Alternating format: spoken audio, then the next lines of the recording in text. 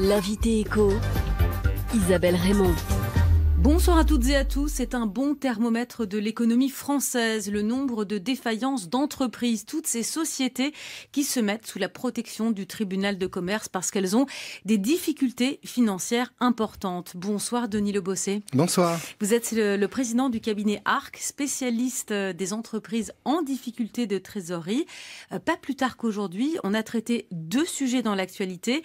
L'enseigne de vêtements Jennifer qui sera fixée sur son sort le 12 juin. 1 millier d'emplois sont en jeu.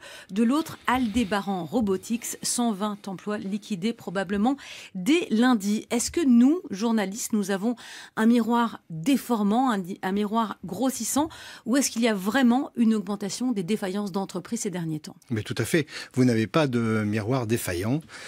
Peu d'entreprises aujourd'hui prévoient une hausse de leur activité. 88% d'entre elles prévoient une dégradation de la situation économique. C'est les chiffres de notre dernier baromètre cabinet ARC-IFOP. Et au quotidien, des entreprises déposent le bilan, ce qui génère bien sûr des pertes d'emplois très importantes. Comment est-ce que vous l'expliquez? Alors, on l'explique assez facilement. Les entreprises ont été largement aidées pendant la période Covid. Ensuite, elles ont dû supporter des contraintes importantes avec une hausse, bien sûr, des matières premières, une hausse du coût d'énergie, un contexte inflationniste. Et puis, ensuite, une perte de confiance qui est liée notamment à une dissolution un peu hasardeuse, une motion de censure, et puis maintenant, on a l'effet Trump. Face à cela, vous avez une large modification du contexte et de la façon de consommer des Français. Qui consomment moins. Qui consomment totalement différemment, et notamment depuis la période Covid. Et certaines entreprises ne se sont pas adaptées à ce nouveau mode de consommation. Et il faut absolument s'adapter à ce nouveau mode de consommation. Alors, on a vu les défaillances d'entreprises augmenter considérablement en 2023 et en 2024. Plus de 60 000 défaillances d'entreprises de mémoire l'an dernier. Est-ce que vous pensez qu'on a atteint un plateau haut, justement, les défaillances post-Covid, ou est-ce que ça va continuer à augmenter? Alors, nous sommes certainement sur un plateau. Nous avons eu une période de rattrapage. Parce qu'on dit qu'en gros, le quoi qu'il en coûte, toutes ces entreprises qui ont été maintenues sous perfusion pendant le Covid, eh bien, les défaillances ont eu lieu plus tard. Oui, il y a une large baisse de défaillances pendant cette période. On a eu une période de rattrapage. Aujourd'hui, clairement, cette période de rattrapage est passée. Nous sommes aujourd'hui dans une phase de dépôt de bilan qui est liée à des difficultés économiques, puisque les entreprises ont accumulé différentes dettes, notamment la dette fiscale, des dettes sociales, le PGE qui reste à rembourser, et elles ont accumulé ces dettes, et aujourd'hui, elles se trouvent face à un mini-tsunami.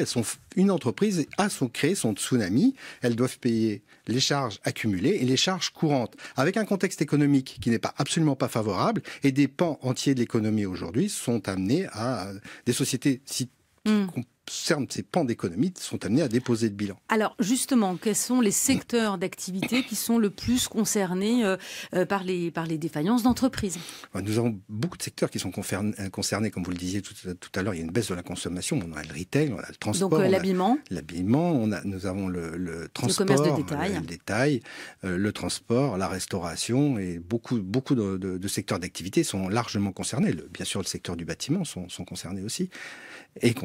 Donc aujourd'hui, nous rencontrons un grand nombre d'entreprises qui manquent cruellement de fonds propres, parce que le fonds, il est là. C'est qu'on a en France un tissu de petites entreprises, des PME, qui rencontrent de grandes difficultés à obtenir des financements auprès de leurs établissements bancaires lorsqu'elles n'ont pas remboursé leur PGE. Alors justement, selon l'ancien ministre de l'économie, Arnaud Montebourg, les prêts garantis par l'État, les PGE que vous venez de mentionner, sont une machine à tuer les entreprises. Est-ce que vous êtes d'accord, sachant qu'il reste à rembourser 40 milliards d'euros selon BPI France, qui s'attend à 3% de défaut de paiement environ?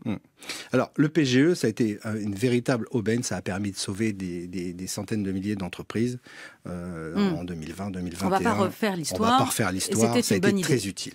Aujourd'hui, il reste donc le PGE, nous avons eu le PGE de confort et le PGE de nécessité. Le PGE de confort était demandé par des entreprises qui ont pu le rembourser très rapidement. Le PGE de nécessité, beaucoup d'entreprises doivent encore le rembourser aujourd'hui. Et sachant qu'on a 5 ans pour le rembourser, ce que demande Arnaud Montebourg, c'est qu'il y ait des délais et que ce soit plutôt 10. Vous êtes plutôt d'accord avec ça? Exactement, et ce serait bienvenu. Néanmoins, cette demande, si on rentre dans le système bancaire, entraîne systématiquement la dégradation de la cotation Banque de France de l'entreprise. Ce qui fait qu'elle ne peut plus avoir accès aux taux de financement, et surtout au système d'assurance crédit. Bon, donc c'est-à-dire que c'est pas non plus une solution que vous préconisez, c'est ce que je comprends. Denis Le Bosset, qu'est-ce qu'il faut faire du coup? Ce qu'il faut, c'est permettre à ces entreprises qu'elles puissent se renforcer en fonds propres, que des délais de paiement soient respectés.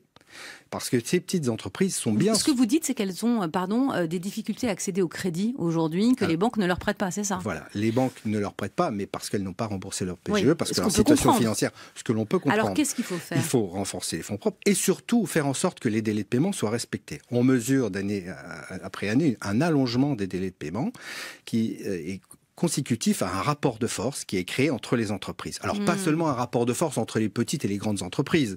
C'est ce qui existe. Raccourcir les délais de paiement, pardon, pour que tout le monde comprenne bien de quoi on est en train de parler, c'est-à-dire qu'une entreprise qui a un fournisseur va mettre un temps fou à se faire payer et du coup, elle-même ne pourra pas payer ses créances, c'est ça? Exactement, que ce soit un fournisseur privé ou public, parce que le secteur public n'est pas non plus exemplaire. Donc ça peut faire partie des solutions. Les solutions, alors beaucoup de solutions ont été mises en place, beaucoup de dispositifs ont été mis en place. Depuis 2008, beaucoup de dispositifs ont été créés. Néanmoins, aujourd'hui, et plusieurs rapports sont sortis, des propositions ont été faites par Mme Grégoire lorsqu'elle était ministre des Entreprises, c'est de proportionnaliser les sanctions infligées par la DGCCRF, les proportionnaliser en fonction du résultat de l'entreprise. Aujourd'hui, vous avez des très grands groupes... La direction de la concurrence. De la concurrence.